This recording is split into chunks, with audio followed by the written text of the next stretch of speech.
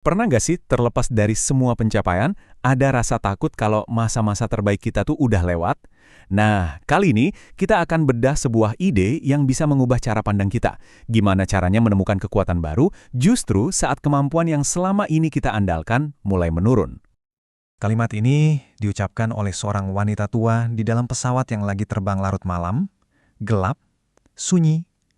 Kalimat itu dia tujukan ke suaminya, seorang pria yang beberapa saat sebelumnya baru aja bilang sesuatu yang sangat mengejutkan. Jadi pria ini bukan orang sembarangan loh. Dia itu pahlawan yang dikagumi semua orang, seorang legenda hidup. Tapi di usianya yang ke-80, dia ngerasa udah nggak relevan lagi. Ironisnya, pas pesawat mendarat, semua orang, dari penumpang lain sampai pilot, nyapa dia dengan penuh hormat. Justru itu yang bikin dia makin ingat sama kejayaan masa lalunya. Ini kan jadi pertanyaan besar. Kok bisa ya, orang sesukses itu malah merasa nggak berguna seiring bertambahnya usia? Oke, sekarang kita coba bedah lebih dalam ya. Ini adalah sebuah kecemasan yang sering banget menghantui orang-orang berprestasi tinggi. Sebuah ketakutan yang jarang diomongin, tapi nyata banget rasanya. Nah, ini dia inti masalahnya.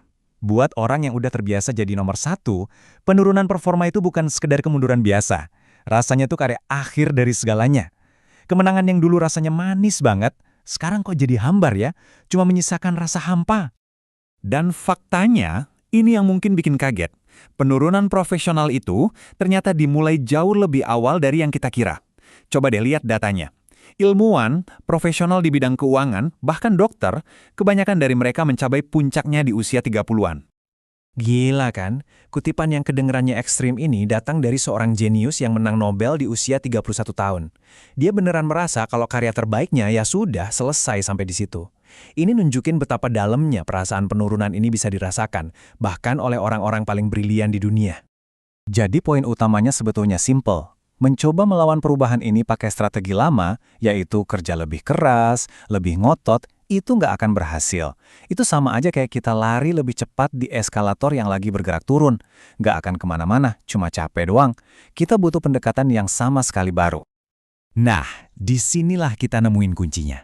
Kunci untuk memahami dan, yang lebih penting, mengatasi penurunan ini. Ini bukan soal jadi lebih lemah, tapi soal memahami ada dua jenis kekuatan berbeda yang kita miliki di fase kehidupan yang berbeda pula.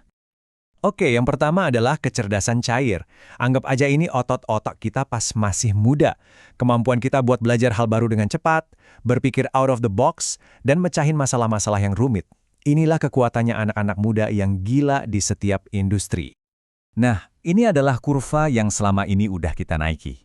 Jadi, kalau sekarang Anda merasa kok agak lebih lambat ya buat nemuin ide-ide baru yang radikal, itu bukan karena Anda kehilangan kemampuan, tapi karena secara alami kita semua bergerak di sepanjang kurva ini. Tapi, ada kurva kedua yang mulai naik. Namanya, kecerdasan terkristal. Ini bukan lagi soal kecepatan, tapi soal kedalaman. Ini adalah kemampuan kita untuk memanfaatkan semua buku di perpustakaan pengetahuan dan pengalaman yang udah kita bangun seumur hidup. Dan ini bagian terbaiknya. Sementara satu kurva mulai landai, kurva yang satu lagi justru lagi menanjak. Kekuatan kita tuh nggak hilang, dia cuma berubah bentuk. Kebijaksanaan kita sekarang jadi aset terbesar kita. Jadi, coba lihat deh perbedaannya. Sangat mendasar. Dulu, waktu muda, kita adalah inovator. Sekarang, peran kita bisa bergeser jadi guru. Tugas kita bukan lagi sekedar mecahin masalah, tapi memahami makna di balik masalah itu. Ini adalah lompatan dari apa ke mengapa. Biar lebih kebayang, yuk kita lihat gimana pergeseran ini terjadi di kehidupan nyata. Kita ambil dua contoh dari sejarah yang hasilnya beda banget. Pertama ada Charles Darwin. Dia ini contoh klasik orang yang terjebak di kurva pertama. Setelah karya fenomenalnya, dia nggak bisa lagi bikin terobosan baru yang selevel. Dia berjuang mati-matian, tapi malah berakhir frustrasi dan sedih di akhir hidupnya karena merasa udah nggak relevan lagi. Sekarang, kita bandingkan dengan J.S. Bach. Dia ngalamin tantangan yang mirip. Dia seorang jenius musik, tapi gaya baroknya dianggap kuno, digantikan tren baru.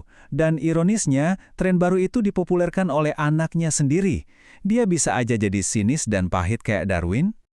Tapi, Bach milih jalan yang beda banget. Dia nggak melawan, dia justru beralih peran. Dari seorang inovator menjadi seorang instruktur.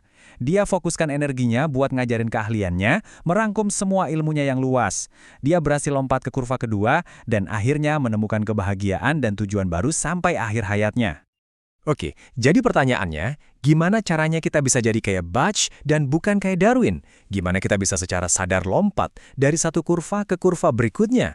Nah, ini ada beberapa strategi praktisnya. Perjalanannya dimulai dari satu langkah yang paling penting, penerimaan. Akui aja kalau kekuatan kita lagi bergeser, bukan menghilang. Setelah itu baru kita alihkan fokus, bukan lagi soal menciptakan hal-hal baru dari nol, tapi tentang merangkum dan mengajarkan semua yang sudah kita tahu. Inilah saatnya untuk jadi mentor, penasihat, dan guru. Penting banget buat dicatat ya, ini bukan berarti nyerah. Ini bukan kekalahan. Ini adalah sebuah langkah maju yang cerdas. Anda bukan sedang mundur, tapi sedang beralih ke arena baru di mana Anda justru punya keunggulan yang baru. Anda menukar kekuatan yang mulai memudar dengan kekuatan yang sedang bertumbuh. Jadi, coba deh renungkan pertanyaan ini. Dengan beralih ke kurva kecerdasan terkristal, paruh kedua hidup kita bukan lagi tentang mengelola penurunan, tapi justru tentang mencapai puncak yang baru yang mungkin jauh lebih bermakna.